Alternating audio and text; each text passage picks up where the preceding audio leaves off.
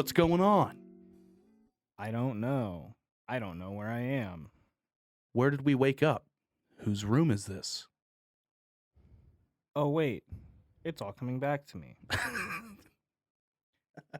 It's episode 18 of the Storyworks podcast. What up? Davis didn't drug us or anything. We came here by choice, totally. This is the Storyworks podcast. I'm your host, Zach Gosen. I'm your co-host, Andrew Hall. Today we're talking about something pretty big, something pretty huge. How's it feel to be alive again? You were dead. When did I die? Last week. You were dead. Oh, yeah. No, you don't remember it. You just kind of come back You and just it's like come things to. are fine. What did you see beyond? That I can't tell you. What? Or I'd have to kill you. Oh. Then you can just find out yourself. Yeah.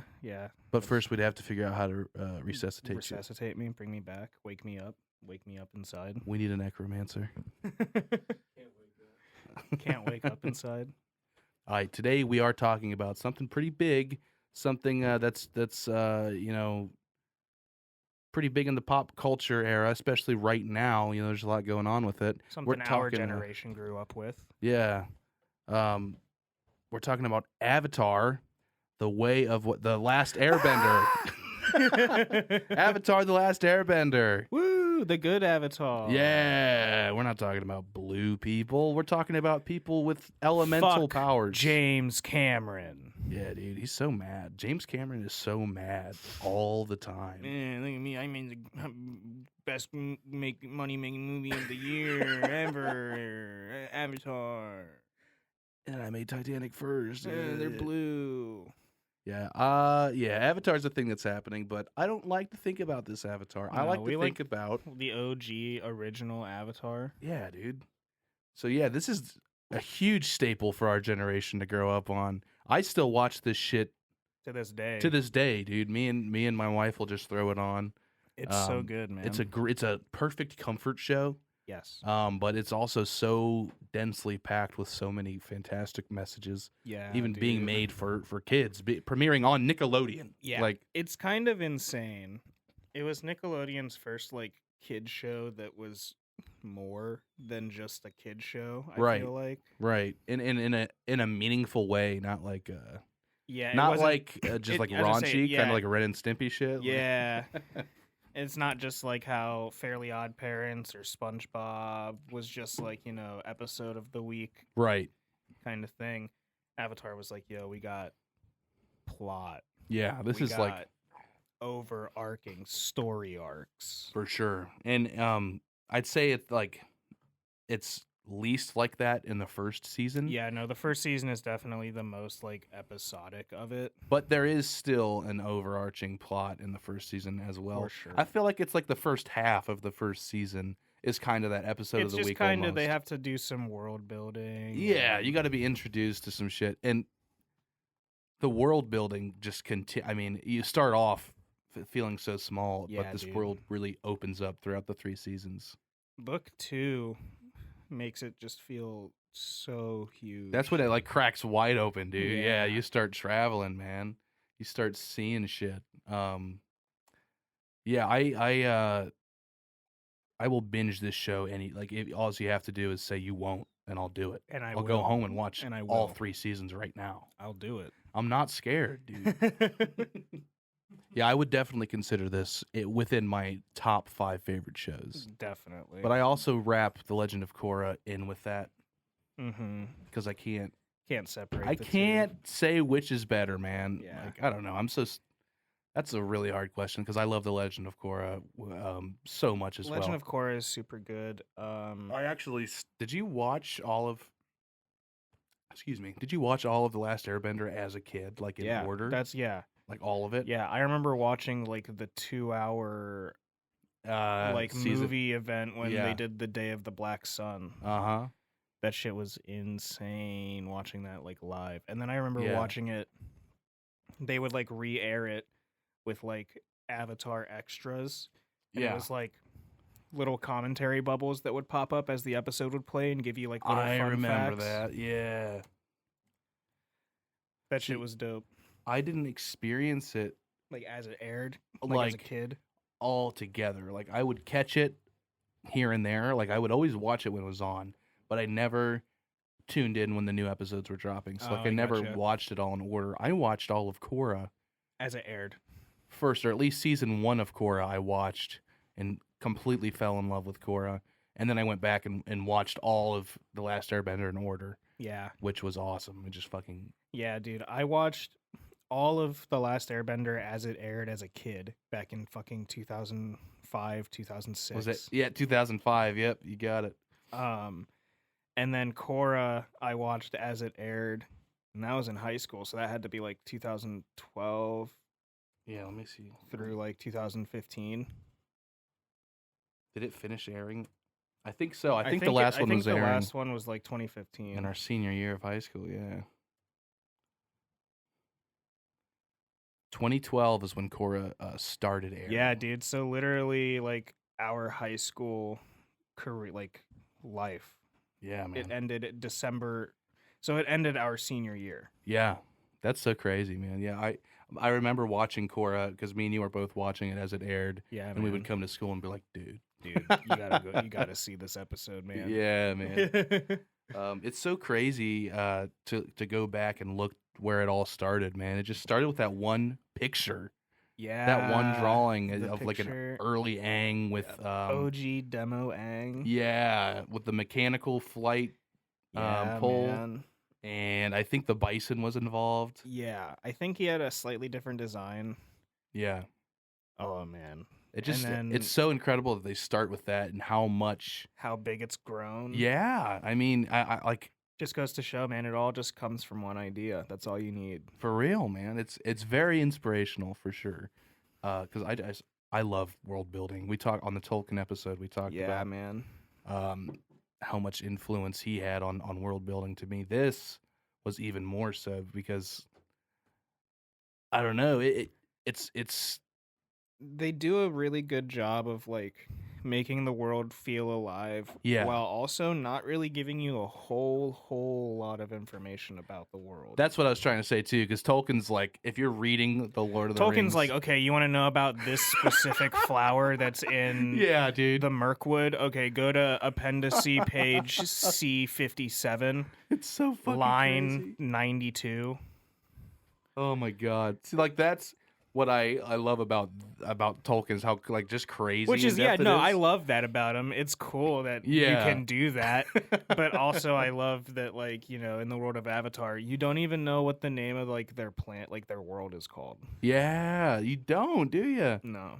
That's kind of nuts. I never really thought about that. I don't know if they talk about it in any of the comics or anything. I don't think so. Or the books, but that's wild. Yeah. Yeah, I mean, bro, they literally just lived on lion turtles for a while. They go back, and Korra, they fucking they give some like history, you, like the OG history. Yeah. Yeah, dude. Look at all of these faces smiling, unplugged. Oh my god. Yeah, so and I love how it like we said, it opens up so much from book 1. Mm-hmm. You're mostly dealing with the Water Tribe. Yeah, they go on like a pretty like straight path up to the North Pole. Yeah, yeah. You get your episodes of the week. We get our beautiful Kyoshi Island episode. And that's the thing, is like it's episodes of the week stuff, but I think it all still does converge. I think except for like one episode. Every like plot of like episode of the week theme ties in somewhere down the line, right, in some way.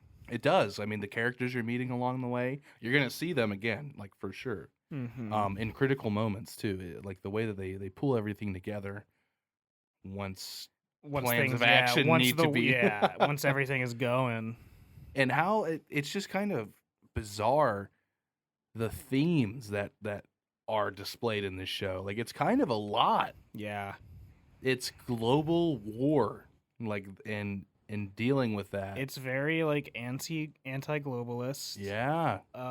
It's very anti-war.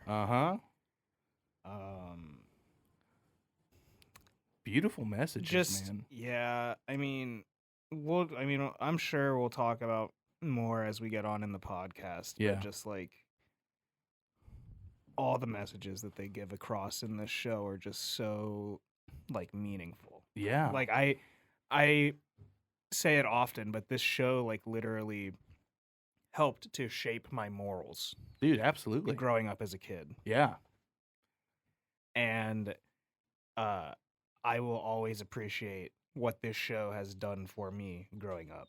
Absolutely. And me and Kayla talk about it all the time. Like I'm Elijah, our oldest I can't wait for him to my start oldest stepson. that. Yeah, we're so excited to start doing like weekly viewings. Like I want to do like Fridays or something, Avatar days. Start watching Avatar.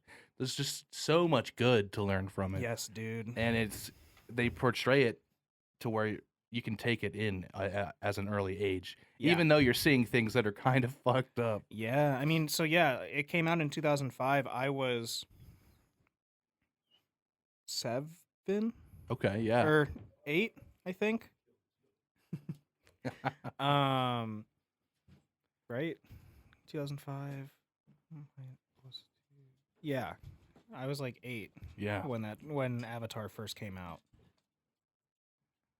And within the first episode, I think we're dealing with like the fact that Aang has to realize that everybody he knows is dead. Yeah, dude. I mean, it's like the third episode when they get to the air temple. That's the third episode. Yeah. Okay. Yeah, because like the first 2 is when the boy in the iceberg. The boy in the iceberg, part 1 and 2. Yeah. Yep. And then after like they leave the South Pole is when they go to the water or the air temple. Yes. And that's when you see skeletons. Oh, there's so many skeletons. People he used to know and love. And it's just, he's an 11-year-old boy, man. It hurts. Like, that's kind of a lot. Yeah.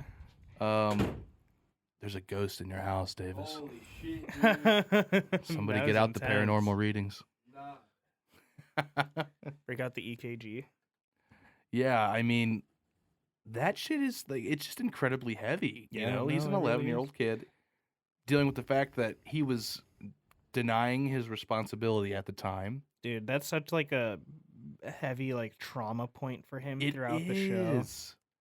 Well, because I mean, he was an 11-year-old kid being told that he had to be the Avatar, and the world's early. balance is in your hands. And it was early too. Like he wasn't supposed to be told until he was like 16 or something like that. Right? Was it accelerated because of the Fire Yes. Nation? Yeah, they were trying to figure that shit out.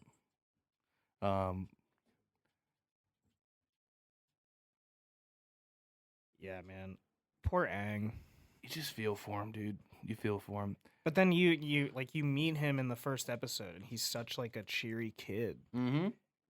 Penguin sledding, dude. Literally, the first thing he says after being frozen for 100 years is, "Will you go penguin sledding with me?" I love it, dude. First thing he does is hit on a girl, man. Yep. And then he proceeds to fumble the bag for the next 2 seasons. Yeah, dude, for real. Fumble the bag. That's funny.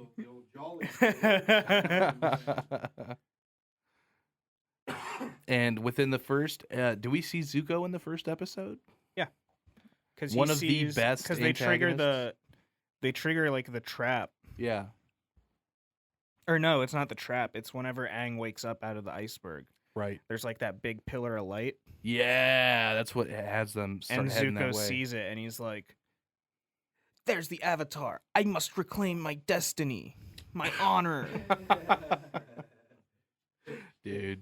And then Iroh's just like, "I'm going to claim another cup of tea." Yeah, dude.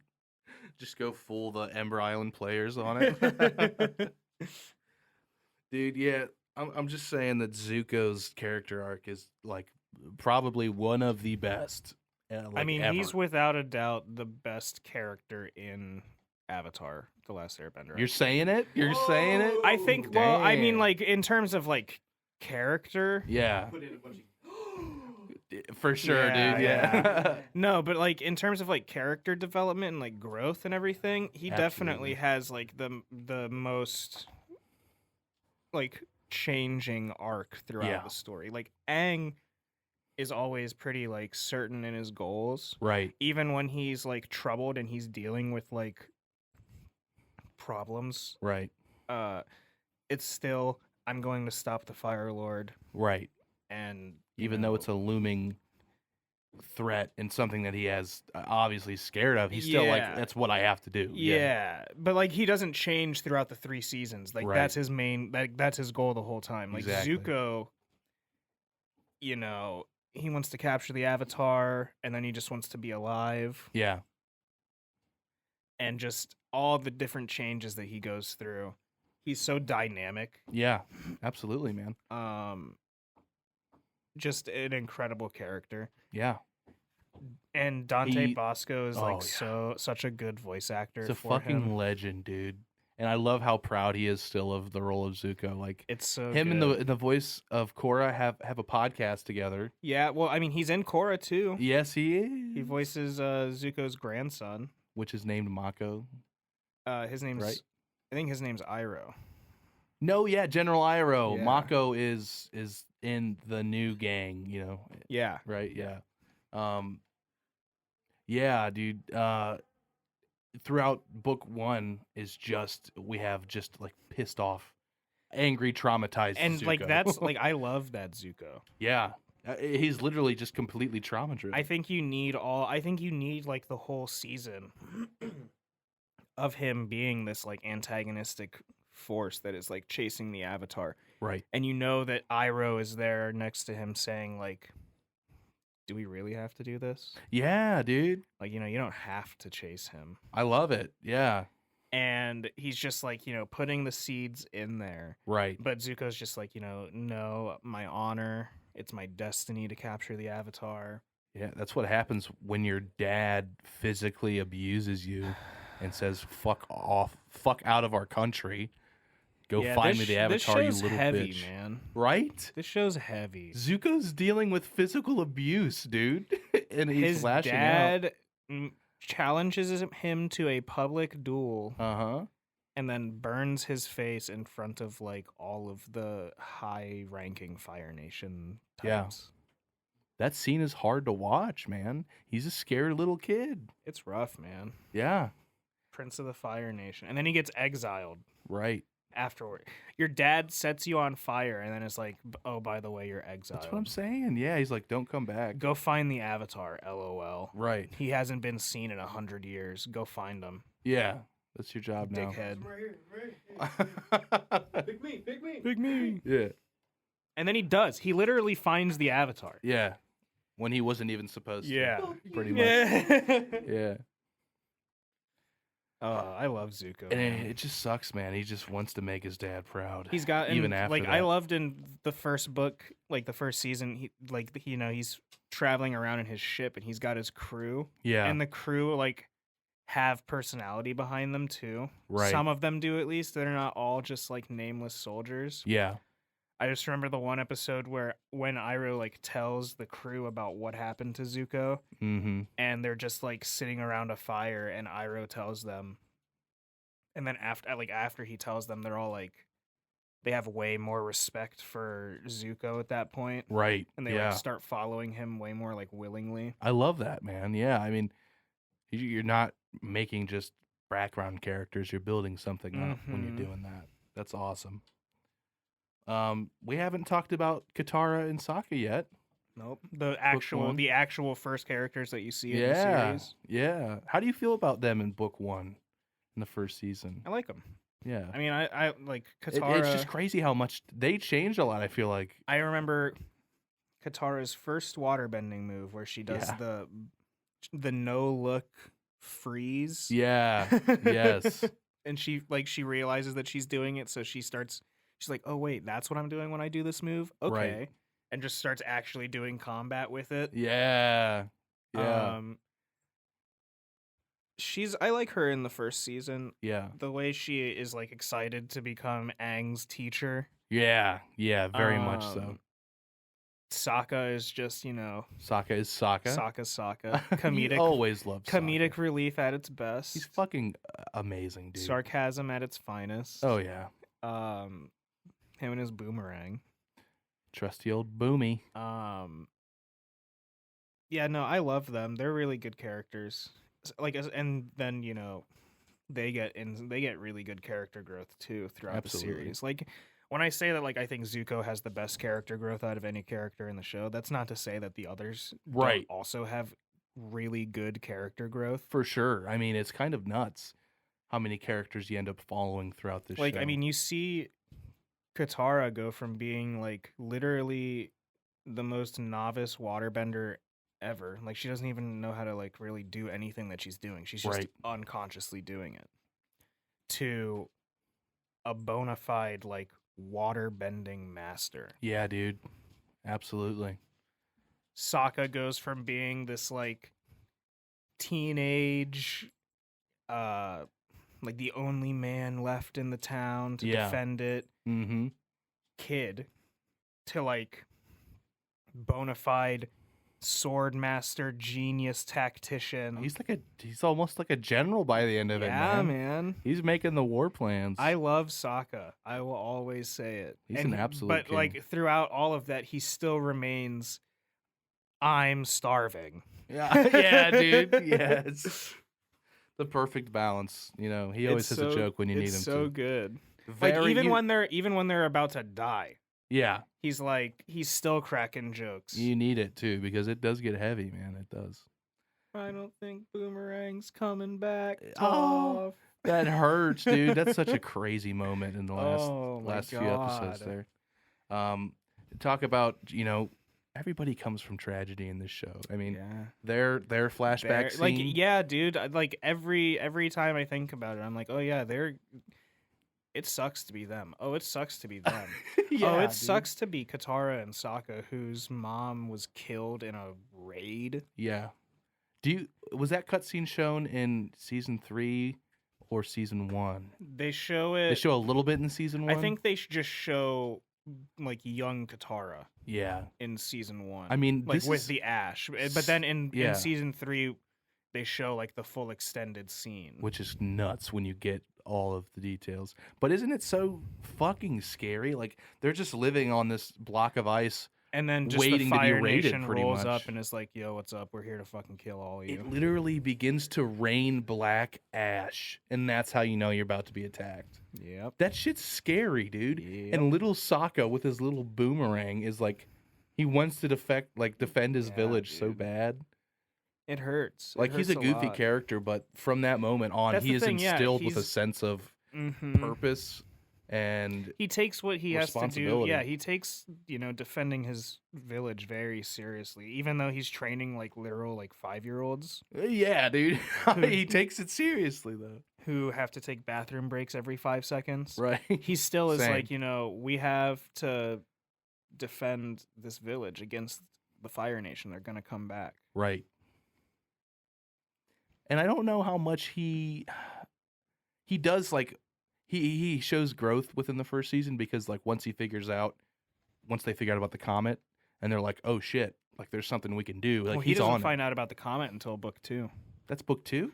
When they're in the desert. Really? Well, what do they figure out in book 1? Book 1 is they get to the North Pole at the end of book 1. Right. And it's just a big confrontation. They leave and they go to he gets to realize that like bending is actually not just insane magic. Yeah.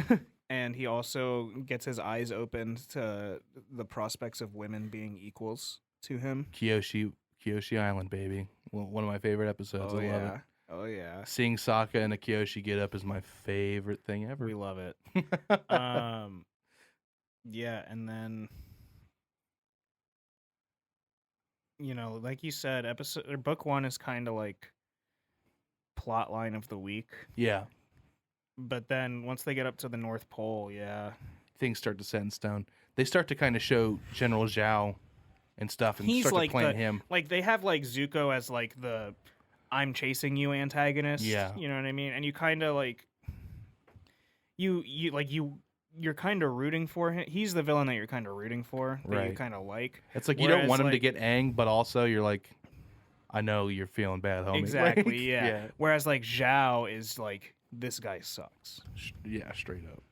He's not cool. He's like, oh, this 14-year-old kid found the Avatar for me. I'm gonna go fucking kill him. Nice. I'm gonna go kill everybody. And I'm gonna take all the credit. Fucking dickhead. We hate Zhao. Press S to spit on grave. Yeah, so we kind of get to that ultimate conclusion at the end of the first season. The final confrontation at the North Pole. Sokka gets a girlfriend. Oh God, poor Sokka. They My find man. they find a waterbending master. Yeah, and you were gonna say you were talking about Katara's progress with her waterbending. Mm-hmm. I find it was always funny to see the episodes where she's pissed off because Aang is like, "Whoa, shit, dude! This is easy, bro. Whoa, look at this!" And then she's like, "What the fuck?" Yeah, dude, she's so fucking mad. But then she keeps working up to it. She gets this master who's a fucking cocksucker. Fuck. Well, I mean, he sucks, but then he kind of comes around. He does come around. But when you first meet him, he's a big. But also, cocksucker. he's like a fucking misogynist. So like, yeah. He kind of just sucks. He kind of sucks. Yeah, he does end up teaching her though. He definitely is like, oh, women should just be healers. Oh, you should just use your waterbending to heal. And then she's like, well, I'm gonna use my fucking waterbending to kick your ass. They have like a woman. Cool fight, dude. It's pretty nuts. Oh, I love it. And then it turns out that he's just down bad. He's just down bad. Yeah, he's like, he needs some, dude. It's literally like, oh, I wanted to marry your grandma. Yeah, so I fucking hated you at first. So I hate you. It's like, sorry you didn't get any, dude. Like, I don't know why you're mad at me about it. And then, I still, to this day, I have a section on my leg for a Tui and La tattoo of the spirits. Yes. I love the section, the little pool area with the moon and the ocean spirits. Dude, I love when Zuko is like in the snow about to go up there and Iroh is like trying to dissuade him. Yeah, dude, it's such and he's just like, what will you do when you capture him? Where will you go? Yeah. And he's just like, you don't think, Zuko. Oh. And it's guided by rage. It's like the first time that like Iroh like yells at Zuko. Yeah. And it's just showing like that he's upset, but it's in a desperate attempt. Well, yeah, because Zuko's about to go fucking walk out into the middle of a blizzard. Yeah, and he's a firebender. It's not going to work out too well for you, King.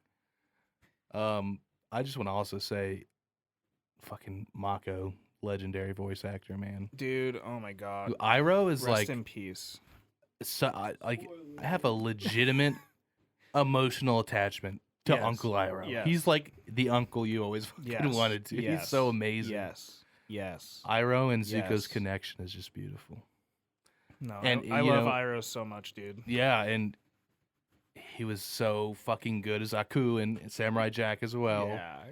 Like, this is what I'm talking about when I say, like, this show has, like, insane, like, the messages that this show gives, they all, like, 90% of them come from Iroh's mouth, dude. Straight up, dude. His dad rejected him, but Iroh had him. Oh, God. My heart.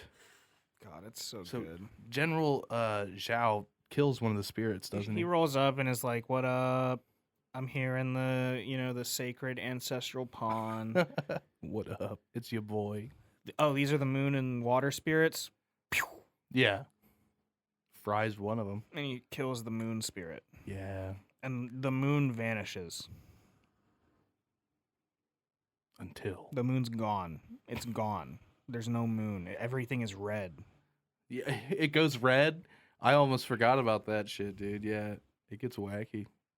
And then it's like, oh wait, it turns out that Sokka's girlfriend, the princess, like died when she was a kid. It sucks to be every character in this show. It really turns out does, dude. Because she like died as a kid, and then the moon spirit like gave her life again. Yep. And it turned out that it was so that she could become the new moon spirit. So fucked up, dude. And so she transcends her physical form and becomes the new moon spirit. That's rough, buddy. And becomes the moon. And now the moon's back. She literally is the moon. She's the moon. My girlfriend turned into the moon. God damn it, dude. And then, like, when imagine? Iroh says, like, when he's screaming at Zhao, and he's like, Zhao, if you do this, I will... Like, he basically says, like, if you fucking kill this spirit, I'm gonna fuck you up. Yeah, dude. And it's like... Don't fuck with the Dragon of the West. Pure rage from Iroh. Yeah. You don't really see him pissed off like that too much. And then Aang turns into a freaking kaiju. Yeah, dude, and just destroys and kills Zhao. Kills Zhao. He he merges with the water spirit. Yeah. And just turns into this giant like catfish thing. I was pretty blown away when I saw that for the first time. And he just starts destroying things. Yeah. And then he grabs Zhao, and like this scene was always like, whoa, when I was a kid. Especially watching as a kid, yeah. Because Zuko's there, mm-hmm. and he like Zhao gets grabbed, and they're literally like, Zuko reaches out to save him. To save Zhao? Yeah. Oh, wow. Puts his arm out there, and is like, grab my hand, and Zhao looks at him for a minute. Mm-hmm. He rejects it. And then doesn't, and he gets fucking taken under. And dies. And basically. Yeah. As far as you know, in the purposes of the show, he's dead. Yeah. Yeah, that shit had me holding my head when I saw that for the first time. That was nuts.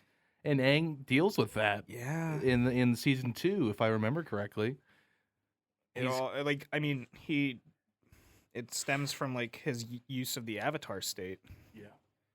I think the first episode of the second season is about like a Earth Kingdom general who wants to like turn the Avatar state into like a military power. Yes. He's like, we need to trigger you to go into the Avatar state because that's gonna win us the war. Right. And he's immediately like using Katara. He's like, all right, I'm gonna go kill Sokka and Katara now unless you stop me. Jesus Christ, dude. Like these are the effects of war. Like dude. Like straight up. So getting into season 2, first off, do you have a favorite season out of the show?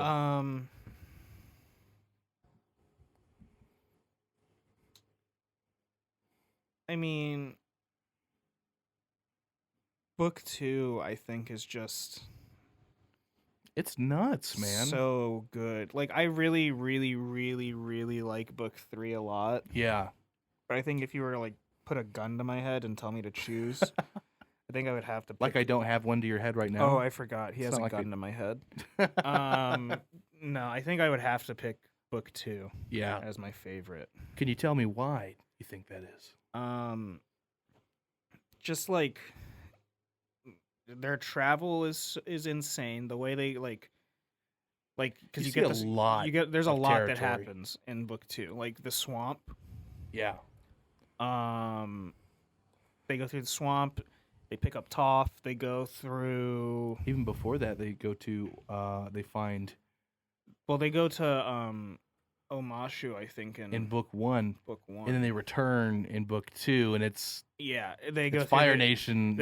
I mean, come on, you're telling me that the best season is not the season that has the Cave of Two Lovers with the traveling hippie band. Yes. Two lovers forbidden from one another. A war divides their people. Fucking amazing, dude. It's so good. Don't let the caving get you down, Sokka. God, don't let the falling rocks turn your smile into a frown. When the tunnel's in the darkest, that's when you need a clown. Hey. I used to be able to play this on my It's guitar, so dude. good. It's so good. Fucking amazing. But yeah, like you get that travel, you get Azula's introduced. Wow, talk about a fucking terrifying Talk about character. an antagonist. Yeah. Legendary voice actress. Yeah, Great Lyle. She's, I mean, just so many roles. It's like I can't even. Yeah, man. It's amazing. You're watching something animated. She's probably in it. Oh, you like Scooby Doo?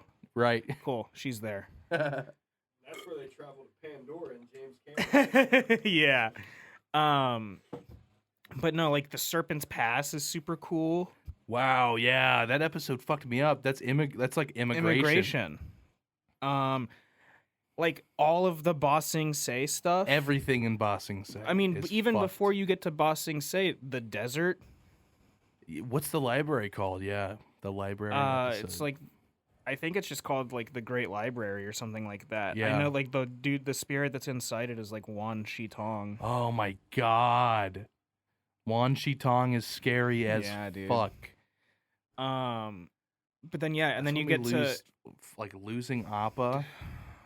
Talk about like emotional damage to the heart. I don't like. It's really hard to rewatch Appa's Lost Day. Oh, his last days. It's just, dude, I'll cry. The paw print of Appa in Ba Sing Se, and then Momo sleeping inside of it. Oh my god, dude! Like the Ba Sing Se shit is just. Well, that's what I'm saying. And then you finally get to Ba Sing Se, and then in a fucking kids show, they're like, "Hey, we're gonna throw in a bunch of political intrigue." It's like insane. It's so much. Hey, the king actually has no power here, and I rule it in a shadow government with my secret police. It's so scary. What? Like, yeah, dude. Oh, by the way, we have actual re-education camps underneath a lake. Lake Lao guy. What? Oh, dude. We capture citizens off the streets that cause problems, and we take them underground, and we flash a light in front of their head, and we reprogram their brains. It's so scary. What? Dude. I know. It's real bad. This is like insane to put into a kid's show. Like, did you even understand what was happening when you were a kid? Were you just like, wow, this is crazy? Like, I knew, like, I was like, what? I was like, this is insane. Yeah, it's just like, this isn't what's supposed to happen. Does this happen? Yeah, it definitely, like, raises questions in your head. Yeah. Yeah, dude. Definitely makes you wonder about government. Yeah. What is the secret police called? With the rock hands? They're called the Dai Li. Dai Li, yeah, dude. It's always a bitch when you see the Dai Li show up in that show. You're like, oh shit, here we go again. There is no war in Ba Sing Se. What do you call it? Yeah, just the propaganda. Like, the whole, like, brainwashing. And then also the city is, like, divided into castes. Yeah, there's like 3 rings, and there's like poor, middle class, right, and like business, and then like wealthy and like government types. And that's all in the center. It's like the top 1%, pretty much. Yeah. Like what? Like this show came out in 2005.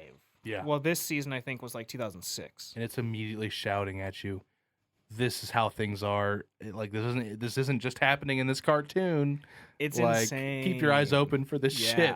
It definitely instills it into your head to keep an eye out for. It's nuts. Like, I think I might agree with you that it's the best just because of how much they put you through, dude. Yeah. And they really step up. The characters all step up in different ways. The lessons step up, like that the immigration one, dude. The Serpent's Pass is it's like they can't get passage into the great city to be comfortable. Mm-hmm. They got to take this dangerous road where you might fucking die. Oh, by the way, there's a snake. There's a giant water serpent that's in the water, and it will eat you. Oh, by the way, you have to use a waterbender to bend the water around you so you can actually walk underwater to get through. No, I would have turned around. I would have been like, bye, guys.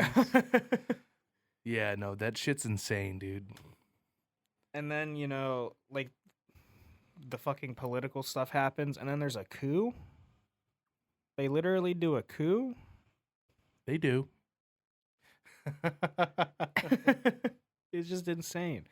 And just there's so much stuff going on, too. Like we talked about earlier how, like, characters that they introduce in the first book in these like episodic moments, right, really do come back in main plot ways. Oh, we didn't, Dude, Jet. So I mean, like we talk about how like we didn't even really talk about Zuko and Iroh's journey at all. We didn't really talk about anybody's journey at all, really, aside from like me Yeah, saying, we just like, jumped into the big like themes happening in book but 2. like But at the start of book 2, Zuko and Iroh meet up with Zuko's sister, who's been sent to help them. right, Air quotes.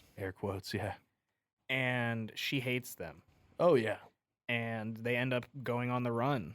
complete resentment. She's just immediately like, I'm everything you should be, Zuko, and I'm respected. Yep, I'm so feared. good. I have blue fire. I have blue fire, and I you can don't. do lightning bending.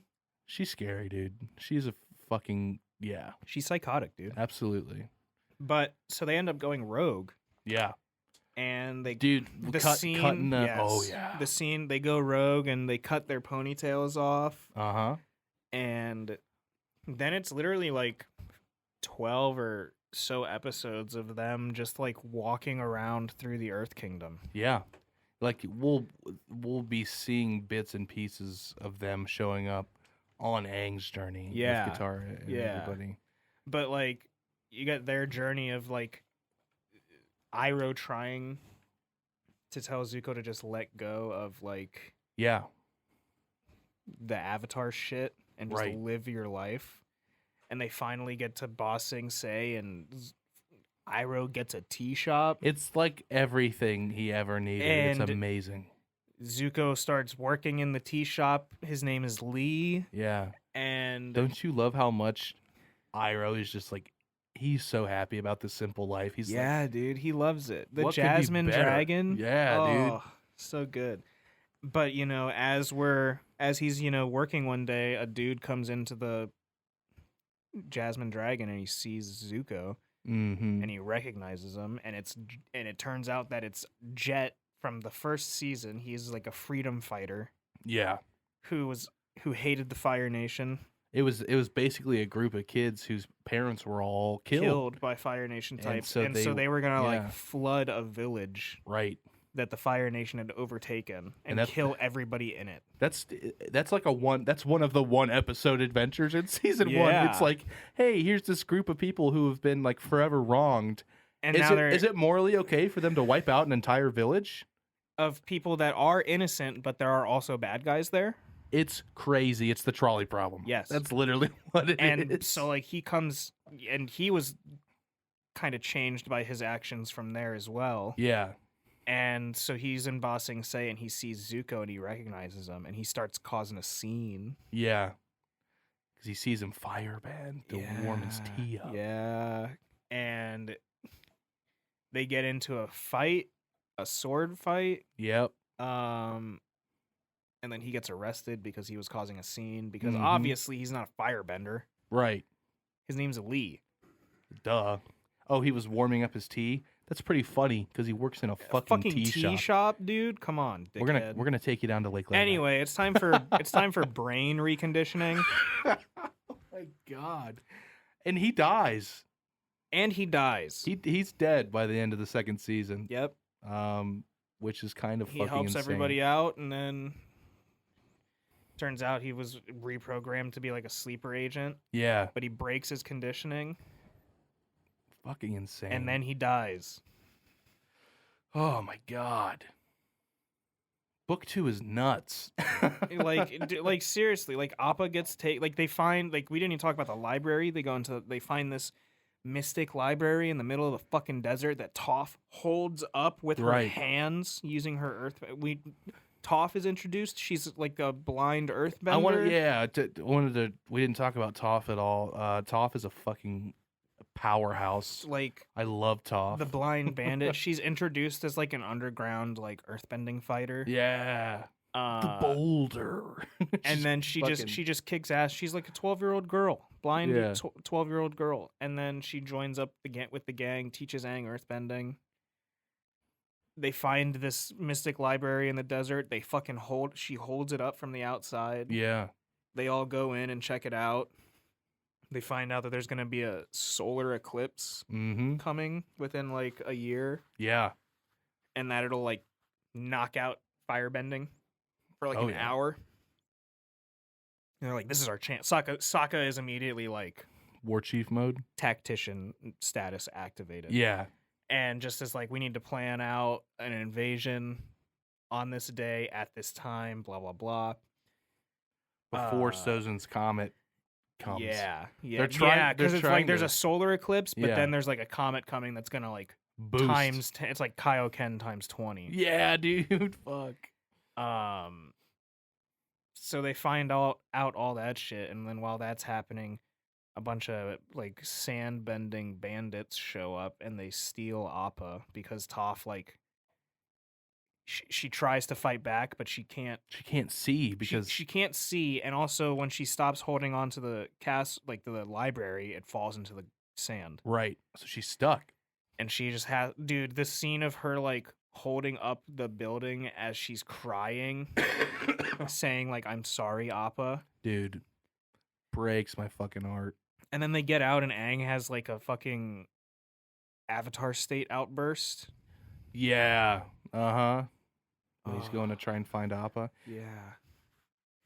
The way that there was like 2 episodes of him just like flying through the desert on his glider looking for Appa. Yeah, dude. It's fucked up. It hurts a lot. And then when you see what happened to Appa, yeah, it hurts a lot. He didn't have it easy at all. And he gets captured by the fucking Dai Li. Yeah, dude. It's fucked. And all this comes to a giant conclusion. They raid Lake Laogai. Zuko's there. Well, Zuko, we have this whole Zuko alone episode where Zuko's like seriously going through it. Like he's like trying to reprogram himself. Yeah, throughout this season, because his entire life he's just been trying to like live up to his father's expectations. Yeah. Do you remember the episode? It's like I don't know if it's Zuko alone or not. When he's like with the family. That's Zuko alone. Zuko alone. I'm talking about the one where he gets sick, like he's fighting off a fever. So because he's like changing. He does. Yeah. So that what causes that is.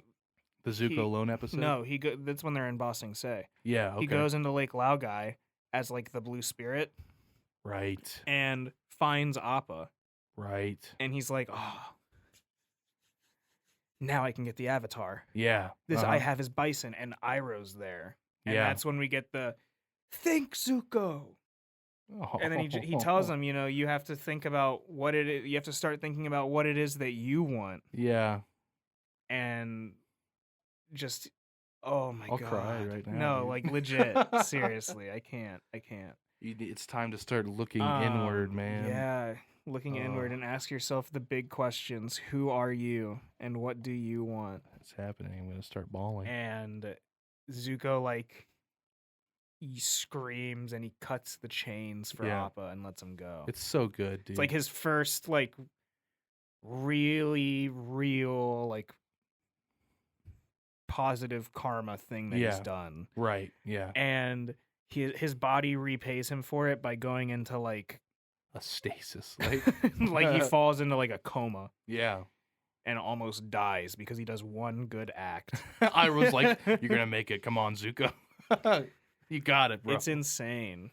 It's nuts, man. But it's like, I think it's just showing how hard it is to break how family, difficult it is to change. And breaking your family's expectations of you. Yeah.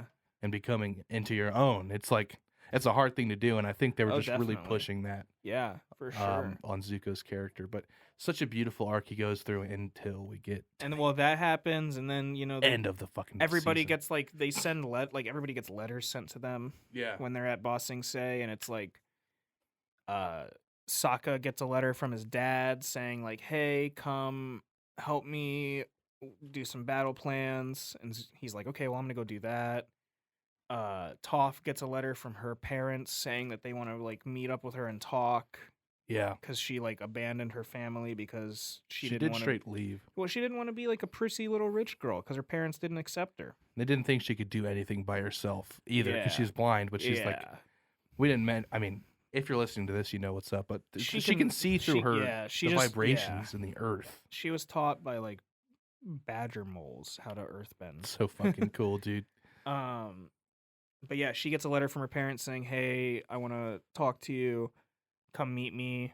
So she goes, and then Aang gets a letter from like a guru. Yeah. Who's like, hey, I'm a spiritual guru. I was friends with your mentor, with Monk Gyatso. Yeah, dude. come meet me at this air temple, and I'll help you unlock your chakras and achieve the avatar state. Yes. And he's like, okay, well, I'll go do that. And so Katara's like, oh, well, I'll stay here. Yeah, I'll be here. And dude, it's straight up. They literally episode 5. They literally split the party. Yeah. Aang's on some Luke Skywalker shit. Yeah.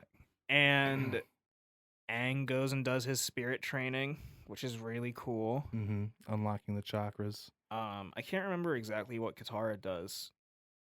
I can't really either. I think it's just, well, I think by that point in time she gets captured. Yeah.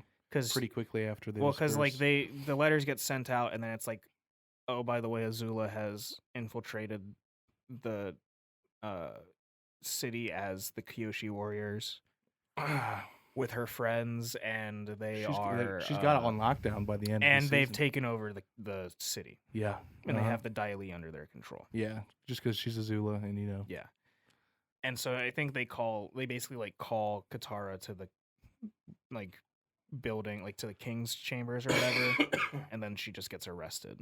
Yeah, I think. Okay. She gets thrown down in the cell with Zuko. Yeah, she gets put into a cell, and Zuko's there, and they talk, and they start, emotionally bonding. Yeah, which is rare. It's it's rough at first. 'Cause she's like, "Fuck you, dude." Yeah, fuck and you. Everything you are, and everything you've done. You've chased us for like the past year and a half.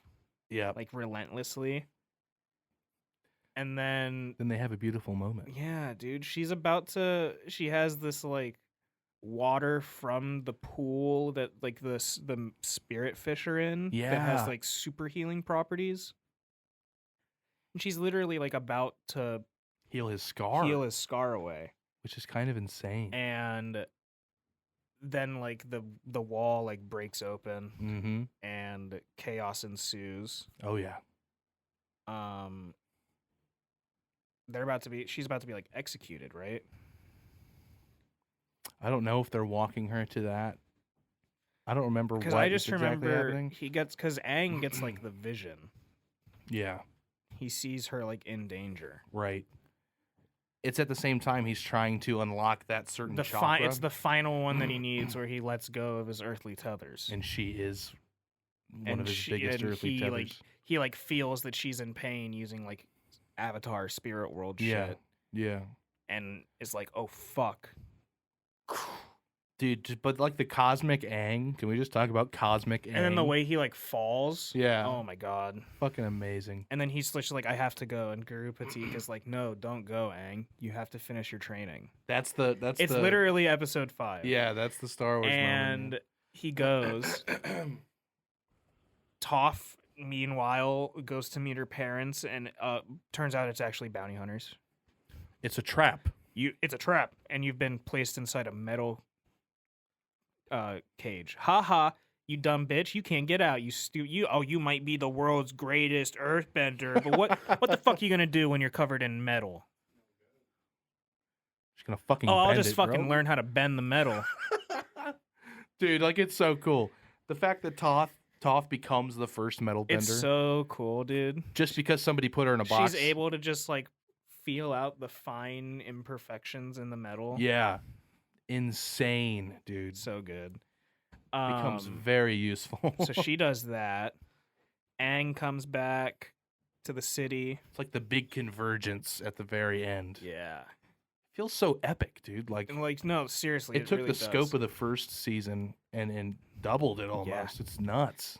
And it collides in such a way. Aang's there fighting that Azula and Ty Lee and Mai, her friends. Yeah, Azula's got Ty Lee and Mai, which we get more characterization on these characters. Even they're like non-bending friends of hers that are kind of like her lackeys. Ty Lee is a crazy character because she introduces. She can like block your like chi points to where like you can't bend.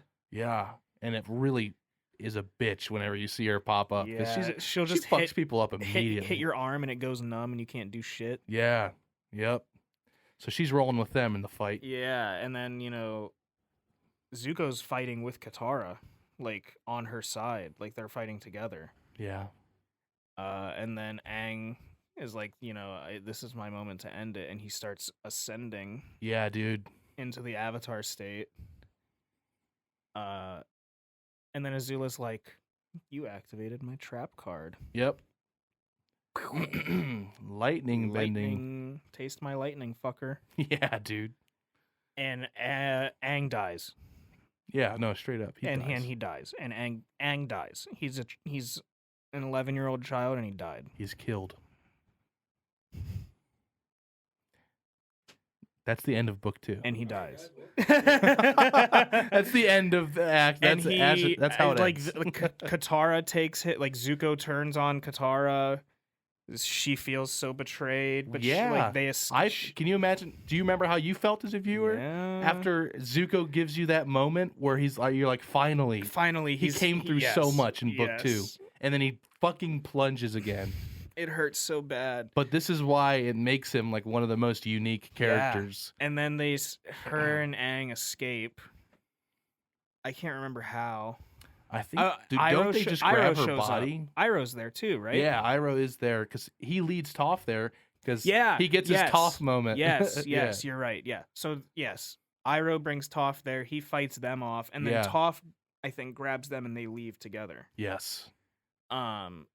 And then Katara uses that spirit water to revive Aang. And we're so happy. We're so happy she didn't use it on Zuko's face. And we're so happy Can you imagine? He still has that scar. That would have been the end of the show. But now Aang has scars. Yeah. He's got a big old...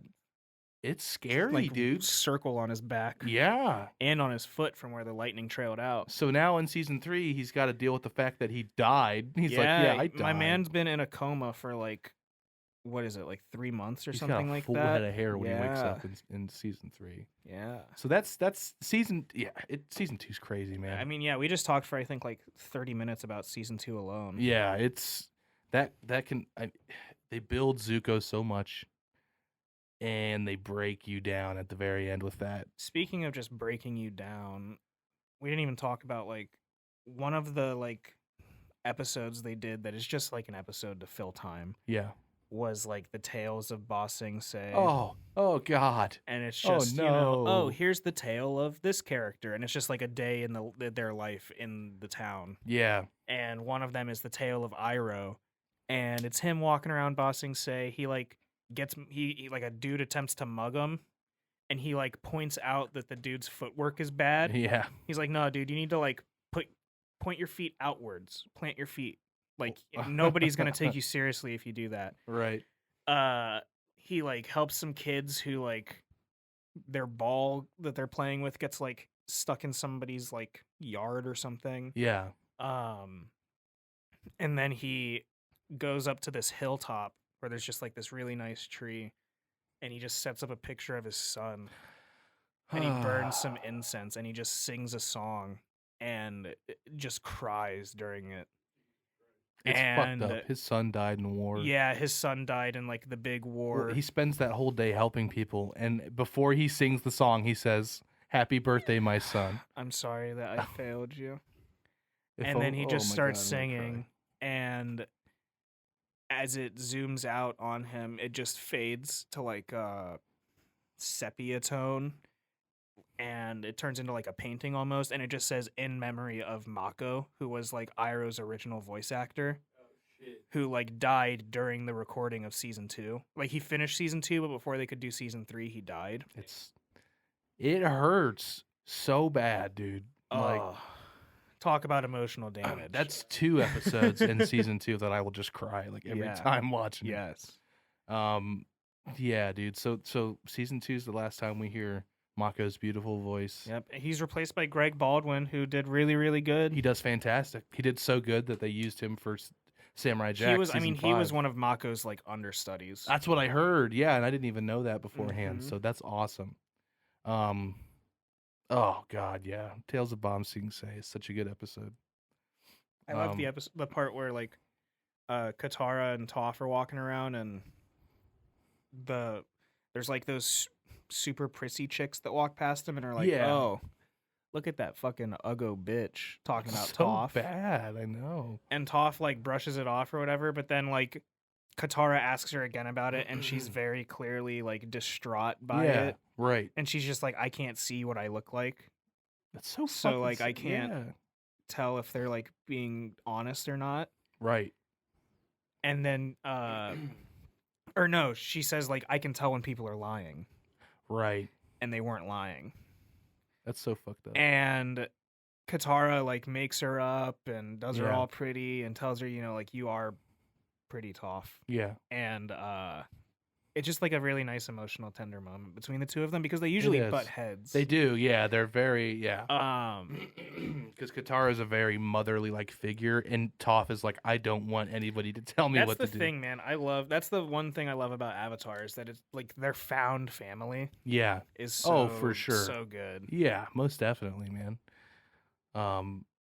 And the family just grows. The gang just grows throughout the seasons. Season 3 is crazy. It starts off nuts. Like I remember starting. It wakes up and you're like, oh, it's wartime, pretty much. We're deep in Fire Nation territory. They're wearing like red clothes. Aang has hair, man. I can't stress this enough. Yeah, Aang has hair. It's so crazy, dude. It had me fucked up. I love all of their Fire Nation outfits. No, seriously, I'm not gonna lie. So good. They're fantastic. So yeah, then they're like just floating around the Fire Nation pretty much for a while. And is the first episode when he goes to school? I don't think it's the first. Episode. I think the first episode is like him waking up and like coming to grips with everything that happened in like the past 3 months. But I think like the second or third episode is when they get to that, like, I don't know if it's a colony or if it's like a town in the Fire Nation. Yeah.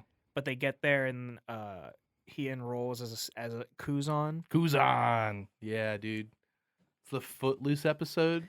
Yeah. And then the fucking Sokka and Katara are his parents, Mr. and Mrs. Hotman. Yeah. If we're talking about themes and stuff, that episode. Or sorry, Wang Fire. Wang Fire? Oh my god. And Sapphire Fire. Yeah. Sapphire Fire. I love his fucking beard, dude. So that episode's all about teaching history incorrectly as well. Revisionist history. Yeah. The teacher basically says that like all the like when the Fire Nation wiped out the air nomads, they had armies. Yeah. Like, oh, did they? And Aang was like, how is that possible when the air nomads were pacifists? She was like, what the fuck did you just say, dude? What are you talking about? How would you know that? Right. Oh. He's like, oh, I'm from a Fire Nation colony in the Earth Kingdom. That's actually an interesting excuse, you know? Yeah. But I love the end of that episode. He gets all the Fire Nation kids together. They have a dance party. Dude, when him and Katara dance. That is a beautiful scene. Oh, it lives in my head forever. I love their little dance off. I just love their like how their relationship builds up over the course of the 3 seasons. Right. He's still like fucking up in season 2, but this is when it really starts to kind of form itself, you know, by the end. It's really crazy to see Zuko at the beginning of season 3. He's in a position where he's gotten everything he wanted. That he ever wanted. He's the Fire Nation's crown son again. Yeah, and yet he looks. He's never emo been. As I was gonna say fuck. He's never been more hollow in his life. Right. He's with May. May was an ex of his, and they rekindled their love. Once he came back to the Fire Nation. Azula even gives him the credit. She does. I know. She says, "Oh, Zuko killed the Avatar." Right. Until they find out that he's not dead, and she's like, "Man, that really sucks. That sucks that I told him that you killed him, and then you didn't kill him." Oh my god, Azula is so manipulative and terrible. But yeah, dude, and like Zuko's so troubled. Our man Iroh is in prison. He's just locked up in a cell, dude, and Zuko visits him like nightly, and he doesn't say a fucking word. Like just that silent. Was the closest person to you. Looking at how they acted in season 2 and how close they were at the tea shop, to that is soul crushing, dude. Yeah, dude. And then he leaves, and then all Iroh does is start working out. It's so cool. I was like, shit's going to pop off. He is fucking big. The way he just like grabs the bars above his cell and just starts pulling himself up. He's like, yeah, no, he said it's go time. Mm-hmm. It's fucking go time. He was preparing, dude. He was he was. I'm waiting for the day. Yeah. He's like, fuck all y'all now. I'm out of here, dude. Yeah, man. Zuko, like, that's what I'm saying. Like, Zuko's character arc, man. He gets what he wants, but it turns out it was never really what he wanted all along. And he had to get it to realize that. Mm-hmm. And it all culminates at the day of the Black Sun. Yeah. And that's what we were... Yeah, they were preparing for that even in season 2. Yeah. And it finally comes, and it's a huge... Every ally they've ever made comes together. That's like the mid-season They event. literally get, like, the swamp dudes. The swamp dudes from season 1 roll up. They roll up, and they're like, what's up? We're gonna bend. We have our big swamp monster. Yeah, dude. Sokka's father's tribe is there. They got, like, the guy that like was designing the airships. He designed those like the underwater tanks. Yeah. They had a whole plan to get through the Fire Nation. Like they were like, we need to the capital. Like, we can't start fighting until the bending goes away. We need to pop up as soon as that goes away. Right. And it's tense, dude. Dude, the way that like like the landing invasion fight happens, some D-Day shit, dude. Literally. But then but then things get eerie when they like progress further into the town and they realize that nobody is there. Yeah. They're like, "Oh, cool." And they get to the throne room and Azula is there. Oh, cool. She's like, "Follow me, dickheads." But she fucks with Sokka's head hard. Yeah, super bad. Yeah. Toph's like, I can't tell if she's lying or not. That's how good Azula is. That's how psychotic she is. Toph can't even tell. Meanwhile, Zuko, who's been like fighting with all of his inner turmoil, has finally come to the decision that he needs to... Hold on. Yeah. I didn't even talk about this. He finds the scrolls of his like lineage, essentially. Uh-huh. He gets to learn about his grandfather on his mom's side. You mean the Avatar? Oh, Avatar Roku? The previous Avatar? Yeah, dude. Yes. So crazy. Oh my god. He learns how the Avatar was great friends with his grandfather Sozin. Love that episode. Or great grandfather. They grew up together. They were the best friends, tighter than anybody could be. And then Sozin was like, I'm going to take over the world. Yeah. And Roku finds out he's the Avatar and he has to go start training. And by the time he gets back, Sozin's like, dude, while you were gone, I got this great idea. I just decided, why don't I rule everything? Like, we're so good. The Fire Nation's so good. We should just why can't everyone be Why Fire can't Nation? we share our advancements with the world? Roku's like, whoa, now take it easy here, buddy. Dude, the way he like holds him up and is like, if you do this, the next time we meet, we won't be friends. Right. I will be the Avatar. Yeah. Dude, it gives me goosebumps just thinking about it, man. But then you get like the final, like the last time they saw each other was when the volcano started to like erupt. Yeah. And Roku's trying to evacuate his family and his death sucks. The people on his island and everything. And Sozin shows up and helps him with his dragons. And then before Roku can leave, he fucking succumbs to the toxic fumes. Yeah. And Sozin leaves him there to die. He's like, later, loser. He's like, if I save you, you're just gonna stop my plans. Yeah. And he's like, oh, so who's going to be the next Avatar? It's going to be an Airbender? It's an Airbender? Time to plan my genocide. Let me reiterate, the Last Airbender. Yeah. And that's when, like, Zuko is like, everything that I've been doing has been wrong. Yeah. Everything I've been taught is incorrect. And then his confrontation with And so during the whole time that like Azula is fucking with the gang, Zuko meets with he knows where Ozai's really hold up at. And he meets with them and he tells them, hey, I'm done. Fuck you. Fuck this shit. Yeah. I'm leaving to go train the Avatar firebending. You fucking and we're gonna love stop you. And Ozai's like, "You're not gonna do shit," and shoots lightning at him. And dude, this moment, oh my god, so when good. Zuko takes the lightning in and just zap and redirects it.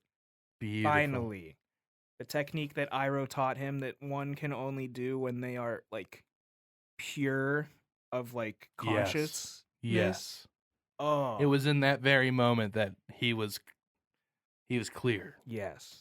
And that was the only moment he could have done it. It's amazing, dude. Oh my god! And then he just looks at him like, yeah. And then he leaves. That. And then he leaves. Yeah. Oh, dude. Shout out Mark Hamill for voicing Ozai. Mark Hamill as Ozai is so good. Pretty incredible performance as always. Yeah. And then the bending comes back. Yep. And they have to leave. It's like, yeah, okay, we got to get we failed. Turns out the invasion sucked. Yeah. Can it? This one's crap. Yeah, for real. It hurt too. Oh, now we have to watch out for the comet. Yeah, so it's comet time. Now it's like oh yeah, the Day of Black Sun happens. Now in like 3 months' time, there's gonna be a comet that appears that like ×5 multiplies firebending power. And Ozai has just lost it at this place. Like, oh, I'm just gonna burn everything down. I'm no longer the Fire Lord. I've become the Phoenix King. Talk about delusions of grandeur pushed to the absolute edge. Yeah. So that's like the halfway point throughout season 3. Yeah, then it's which like is insane. Yeah. And then the rest of book 3 is like they post up in this like underground or like this air temple that's like built upside down underneath a cliff. Oh my gosh, the world design. The Western Air Temple is so cool.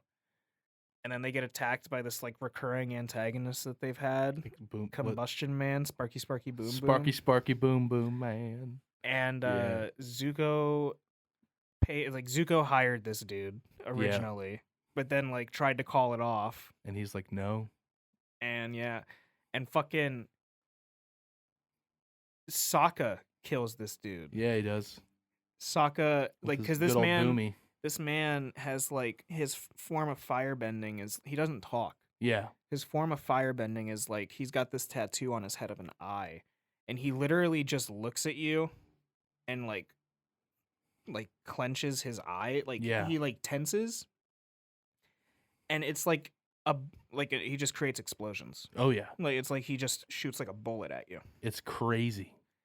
And Sokka just happens to throw his boomerang right at the same time that Combustion Man shoots his boom. Don't fail me now. And it hits him right in the head, and it causes like a feedback, and it pop. You don't see it obviously because this is a kid's show that aired in 2007. But he dies. Yeah, dude. Shout out Sokka becoming like the biggest badass by the end of this season. He's dope. He becomes a sword master and everything. He's got a fucking meteorite sword. It's made out of meteorite. It's so fucking cool, dude. Oh. I mean, the White Lotus stuff. Yeah, dude. We haven't even touched on it. So much, dude.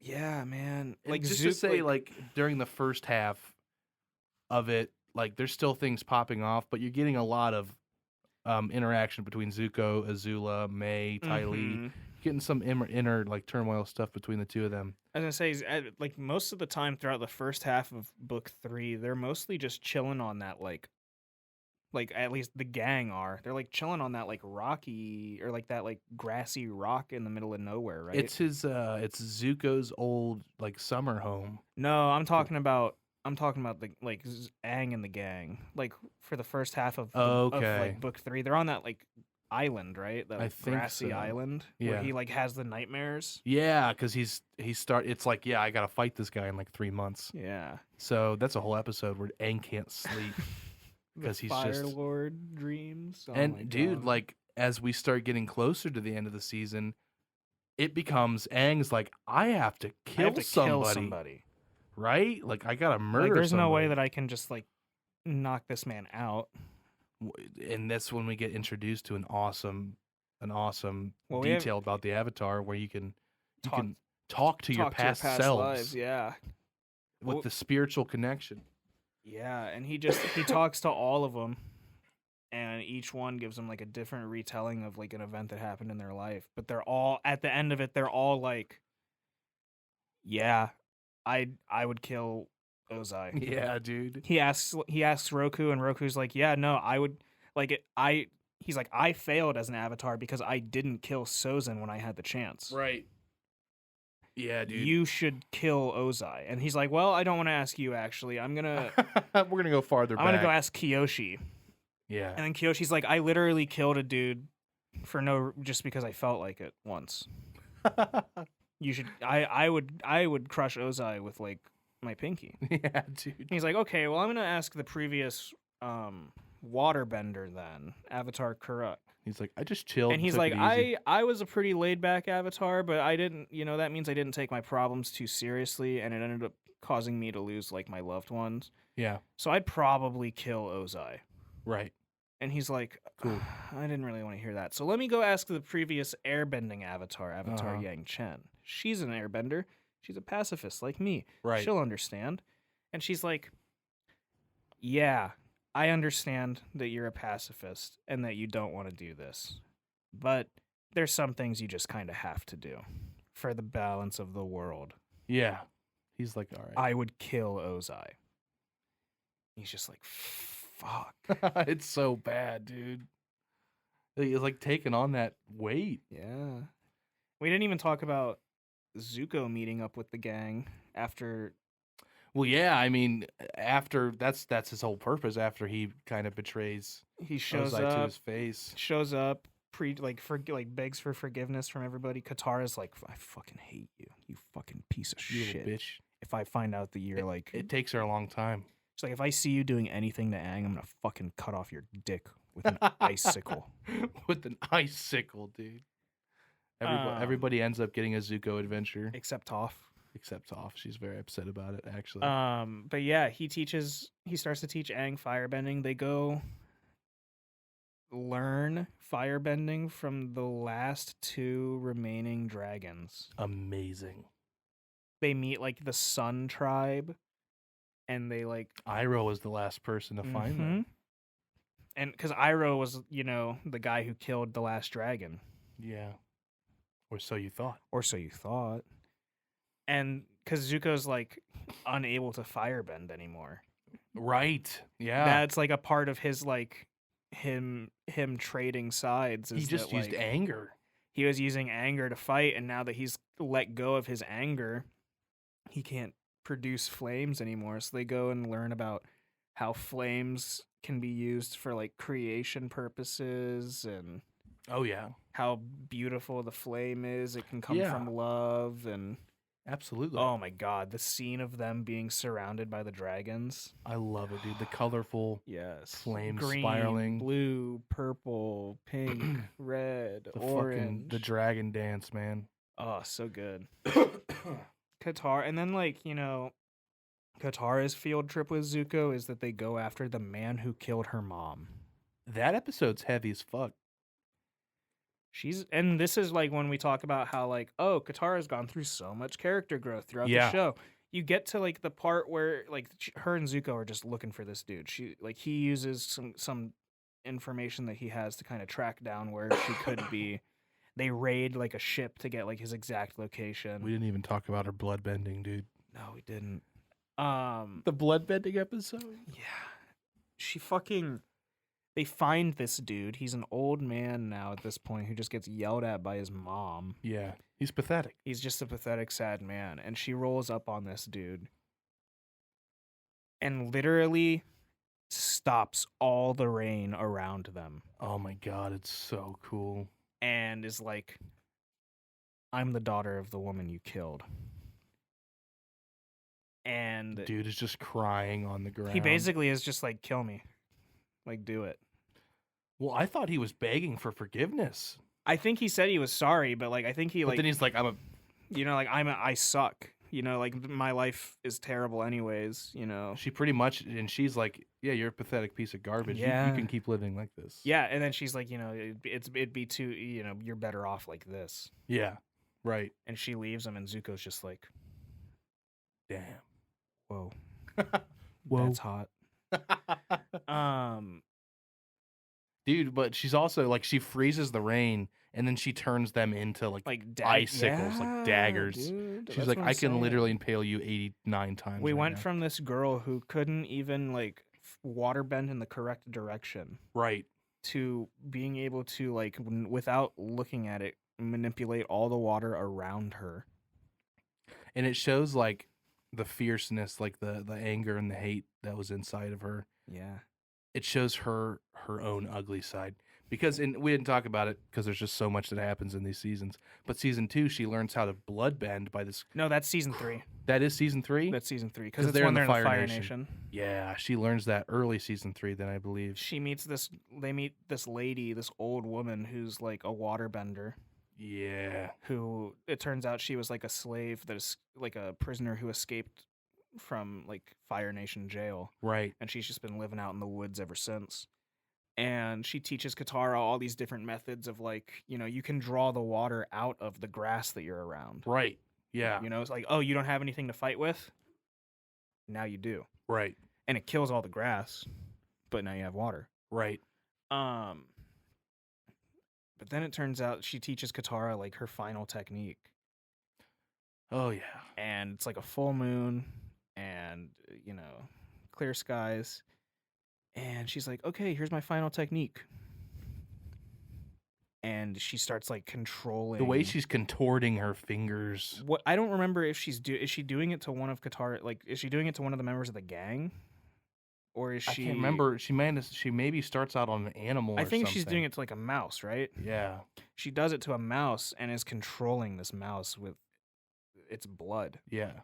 And manipulating the blood through its body. It looks painful. It sounds horrendous. Yeah. Katara is horrified, and the gang comes to her rescue, but then she starts bloodbending the gang. Yeah, dude. And making Sokka like come at her with a sword. Right. And it all culminates in Katara having to bloodbend. Right. And she bloodbends the other waterbender and like takes her down. Yeah. And it like traumatizes her, man. And also she's like, well, you did it now. I did like, what I wanted to. I got you to do it. I win. Yeah, she's like, I passed on my technique, and now it'll live on. Yep. And Katara's like, cool, you fucking bitch. Thanks for traumatizing me, asshole. But then so that shows that she gives into all this anger and hate. When they find the wrong captain, who they think is the guy who killed her mom, she bloodbends this dude it's on sight. Yeah. Like, it sounds like his bones are breaking, dude. It's fucking terrible. Yeah. And I just love the visual of her, like the visual representation of her, like letting go, not necessarily letting go of the hate, but letting go of like the anger. Yeah. Of the hate when the daggers that she has pointed at this dude just melt. Right. And the rain just falls again. Keeps going again. Yeah. No, that's a great episode, man. There's just so much that happens. Sokka goes to prison. Sokka and Zuko Dude, there's go at least to prison. 2 prison breaks. That's 2 there's a prison break in episode 1. Yeah. But then there's also the Boiling Rock. The Boiling Rock is insane, dude. And they break in there to go save Sokka's girlfriend Suki, one of the Kyoshi warriors, who then just becomes like main cast member after that. Which is awesome. We love it. Suki's fucking amazing. But that's like a 2-parter, and that ends with like Sokka and them escaping, but also Azula losing like her top 2 lackeys. Yeah, and it's just because they're like, we're done fucking working with you, dude. You suck. Yeah. Like my love of Zuko outweighs my fear of you. I love that. And just like they just come out and say, yeah, we only are working for you because we're And then Ty Lee, just without even thinking, just blocks Azula's chi. Yes, I love that part. It's like we can stand up to you, dude. We can take you, fucking dick. It's so good. But yeah, I mean that pretty much just covers like the Zuko tales. Yeah, yeah.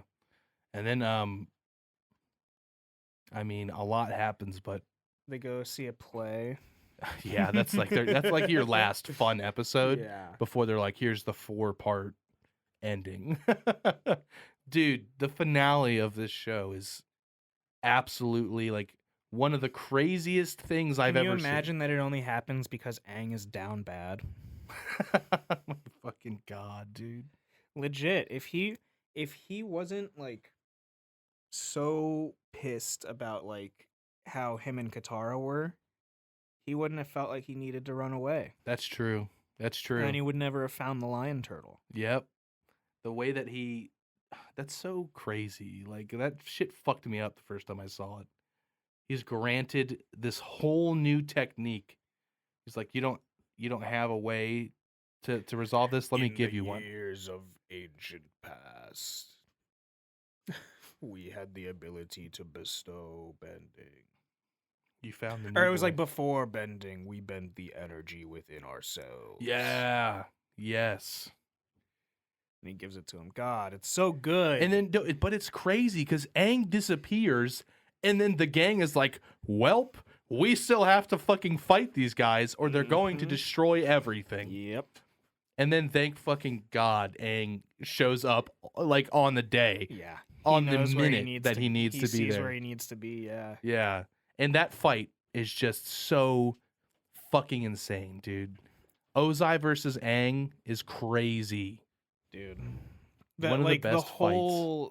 The whole thing is crazy, man. Because there's so much happening all at once. It's literally like Zuko and Katara are in the fucking capital of the Fire Nation fighting Azula.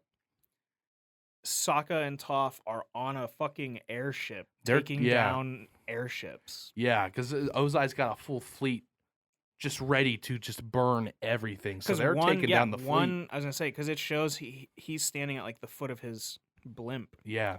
And the comet has activated, and he just holds his hand out, and he literally creates like a fucking carpet bomb's worth of like flames. It's terrifying, dude. It's insane. And if one person can do that, think what the whole fucking army can do. Yeah, dude.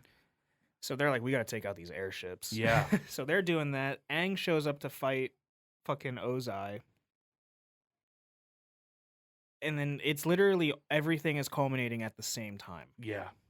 Yeah, and it's 4 episodes. This takes 4 episodes to resolve. It's insane. Fucking Sokka and Toph are like literally, and Suki's there too. Yeah. They're like jumping from the blimps are falling and crashing into each other.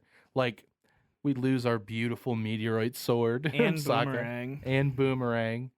They really make it feel like it's not going to end well. No. Even the first half of the Aang and Ozai fight. Aang gets bodied. He does. Hard. He's getting tossed the fuck around. Dude, the way that, like, Toph is just hanging on to Sokka and she's blind and can't see, she can't touch anything. So, like, Sokka is her only tether to reality. Yeah, dude. Ugh. And she doesn't like being on those airships at all anyways because it's hard for her to see exactly what's going on. Dude, it's just nuts. So crazy. And then we get the little table turn moment. When you go to the chiropractor and you say, hey, can you do to me what Ozai did to Aang in the middle of their fight? Where you hit him right in the middle of the back where your wound mark is? Yeah. And your chiropractor says, what the fuck are you talking about? You've never seen Avatar, bro? Come on. Yeah, dude. He's like cocooned up in his rock ball. He's just like hiding and at this point. Ozai is just like laying it down. Punching the rock wall, just infusing each punch with fire. And until finally he breaks through and Aang just gets knocked back into like a rock wall behind him. Yeah. And one of the rocks just happens to hit like the pressure, like the point where he got hit with lightning at that killed him. And it like activates his chakra point. and his eyes go glowing white. He just immediately goes into the Avatar state and just like... Ozai shits his pants promptly. He like starts levitating. He creates like all the different, like he creates like a trail of like a ring of rocks around him, a ring of water around him, a ring of fire. And then he speaks with all the voices of all the avatars. And he's just like, Ozai, your transgressions have, damaged the course of history permanently. You will pay. You must pay the ultimate price. And he's like dude, but I love like before that when he first turns into the Avatar state, Ozai is like poking his head up to the rock and Aang's fucking hand comes out and grabs his beard. Yeah. And then he just knocks his ass dude, back. The way that Aang just floats around the arena for the rest of the fight in like a sphere. Yeah. It becomes a horror movie for Ozai at that point. Why do I like, hear he's boss like, music? Yeah, he's like running away, like scared fucking shitless. And then, yeah, he's about to die, but then Aang lets it go. He gets the ultimate end, man. He's the way that he about traps him. Yeah, and then he's literally just about to let him go. Yeah. He wasn't even gonna like trap him or anything. He was just like, I'm not gonna kill you. And then Ozai's like, haha, you dumb bitch. And he goes, and Aang's shot. Because Aang has also trained to be able to like sense people's movements by vibration. Yeah. He feels Ozai's step, and he just turns, traps his legs with rocks, traps his arms with rocks. It's like a full circular shot as he's doing it. I love how it's like done, and just like proceeds to put his hand, like a thumb on his head and a thumb on his chest, and starts like bending the energy in his body. Right. And it turns into like a light battle. Yeah. Yeah, it's like blue versus red. And Ozai's about to fucking win it. Yeah, he starts overpowering Aang and is about to kill him. But then right at the end, Aang's energy like bursts forward. Yeah. And he completely overpowers Ozai. And then it's done. And he lets Ozai go. Yeah. And Ozai tries to fucking do something to him. Pathetically tries to firebend. He's like, what did you do? He's like, I took your bending away. Bitch. You'll never be able to hurt anyone again. Oh, I love it, dude. And then he activates the Avatar state and then just bends the ocean to put out the fires. Yeah. Yes. That's like his first action as like a fully realized Avatar. Yeah. Dude, so good.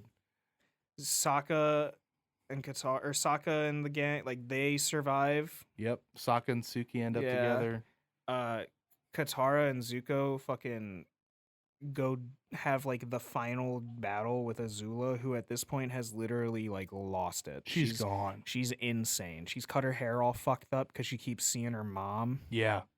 They start to give you some peekings of her trauma. Yeah, and she does have trauma. She does for sure. But when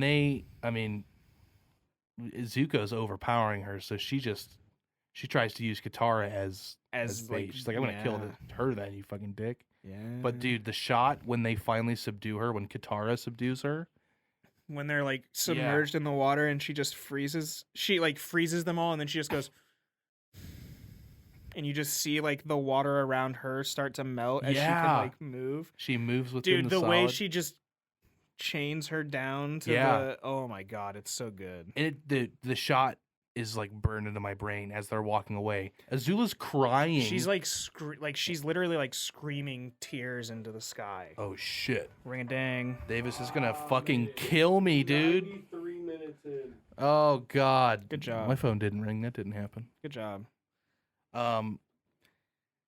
But yeah, dude, so that's concluded. The White Lotus retakes Ba Sing Se. The White Lotus is a plot point that is like teased throughout the series. There's this secret order of like old men who are controlling society from behind the scenes. No, they're not. But they definitely exist throughout like all the different cultures, and they try to like keep the balance in the world. Iroh's a member of them. Yes. Aang's friend Boomy, who we didn't talk about at all, but he's like a big earthbending guy. Yes. He's a member. Aang's original firebending teacher is a member. Sokka's swordmaster. Sokka's swordmaster. Oh yeah, is a member, and they all just show up to Ba Sing Se and like reclaim it. Oh yeah. Dude, the way Iroh shows up and is like, I never thought that I'd come back here sieging Ba Sing Se again, but this time for freedom. Right. It's crazy, man. Didn't talk about the scene where, Iroh and Zuko meet up post, breakout. Iroh broke out of prison during the Day of Black Sun, literally with his pure strength. Literally, yeah. They meet up before the final attack, and oh man, Zuko just starts crying. He apologizes profusely. Right. And Iroh just grabs him and hugs him so tightly, dude. And it's just like, I was never mad at you. I was just afraid that you lost your way. Dude, God. It fucking kills me, man. It's so good. But yeah, seeing them, the White Lotus full force, just like take Ba Sing Se back was awesome. Legendary. That's the fourth plot point that's happening. I know, dude. There's in the so mix of everything much else. happening. Yeah, man. If you haven't seen Avatar: The Last Airbender, we just talked about it. You have to. You got the synopsis, but go check that shit out, man. Dude, you got rewatch it. I'm Show it to your you, kids. Make your kids watch this shit. It is like formative, man. I'm Absolutely. telling you. Yeah, Korra. I mean, Korra is its own fucking beast, man. Yeah, I think we should do an episode on Korra. I didn't know how much we were going to take time on this, but it's so densely packed. And there's even more in Korra, too. Yeah. Well, Korra is like less episodes, but still as dense. Yeah. And very to the point. So I think we'll do an episode on Korra. And you know, there's comic books. There's a lot. There's a company now, dude. Like, dude, they have their own Avatar company. Studios. Yeah, Nickelodeon went all in on them. So we have a lot more coming from these amazing creators who created this fucking beautiful world. Love them. We will talk more about it next time. Thanks for listening, everybody. Thank you. Hit us up, guys. Let us know how you experienced Avatar: The Last Airbender. Comment on our YouTube. Rate us on Spotify. There's Spotify ratings now. Give us 5 stars so we can have ratings, please. We do our best. I'm begging you. I'm literally on my hands and knees begging you to rate us. I'm watching him.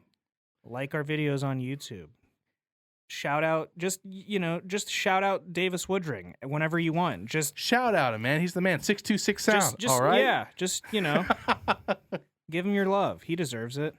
All right, guys. All right. I'm done. We'll see you next time. Sayonara. I'm running to the fucking toilet. I have to piss so bad. That's staying in.